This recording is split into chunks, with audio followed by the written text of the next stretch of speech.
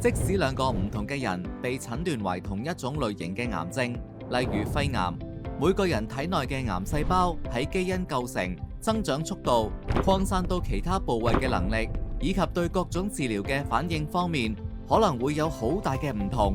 呢啲差異會顯著影響治療效果，以及對疾病嘅整體管理方式。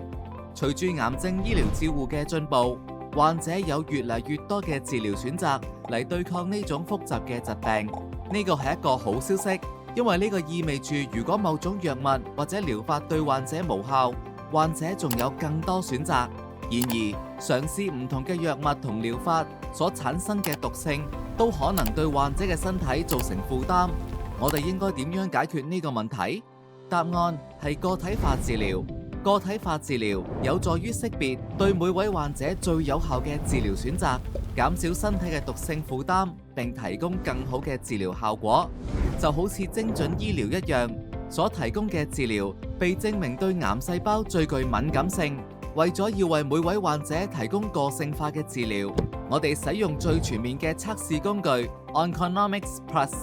呢項測試提供精確性同治療嘅個體化，提供關鍵信息，幫助制定適合每位患者嘅治療計劃。通過簡單抽血，呢項液體活檢測試能提供有關循環腫瘤細胞數值、癌細胞基因表達、化療藥物、靶向療法同天然物質對癌細胞效果嘅資訊。CTC 數值測量體內循環癌細胞嘅數值。CTC 數值嘅增加或者減少，顯示所提供嘅治療效果。佢有助於引導出更適合嘅治療，以帶嚟更好嘅效果。癌細胞基因表達，佢揭示咗癌細胞點樣迅速適應並對抗治療。呢啲資訊有助於制定治療方案，讓治療喺更短嘅週期內進行，以喺癌細胞變得懦弱之前，使患者受益。化療藥物、靶向療法同天然物質對癌細胞嘅效果。呢項測試分析咗超過50種化療藥物、60種以上靶向藥物同50種以上天然物質對癌細胞嘅效果，測試邊啲對患者嘅身體及其癌症類型有效。佢通過確定對治療患者最敏感嘅藥物，消除咗猜測嘅成分。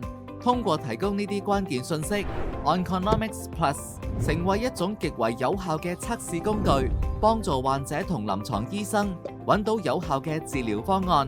佢非常適合即將開始展開治療嘅患者，想要評估正在進行治療嘅患者，以及覺得自己冇治療選擇嘅患者。